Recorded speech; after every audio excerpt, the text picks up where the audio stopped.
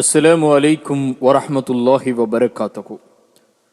மறுமை நாளில் ஒவ்வொரு மனிதர்களும் நமக்கு பரிந்துரைத்து யாராவது அல்லாஹ்விடத்திலே பேச மாட்டார்களா, நாம் இன்றைய தினத்திலே சொர்க்கத்திற்கு நுழைந்துவிட மாட்டோமா என்ற ஏக்கத்திலே இருப்பார்கள்.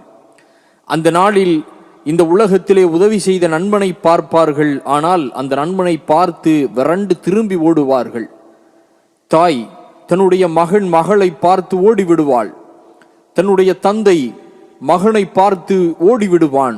மகன் தந்தையை பார்த்து ஓடுவான். என்ன காரணம்?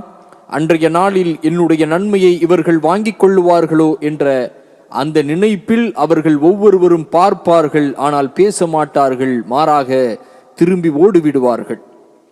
அந்த நாளிலே நமக்கு சில பரிந்துரைகள் கிடைக்கும். இறை தூதர் முஹம்மது நபி ஸல்லல்லாஹு அலைஹி வஸல்லம் அவர்களுடைய பரிந்துரை கிடைக்கும்.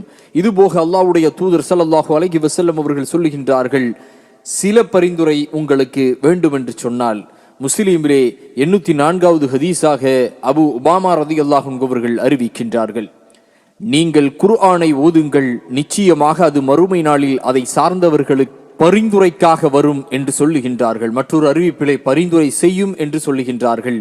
ஆகவே அருமை சகோதரர்களே, மறுமை நாளிலே நாம் வெற்றி பெற வேண்டுமென்றால் குர்ஆனோடு நாம் தொடர்பிலே இருப்போம்.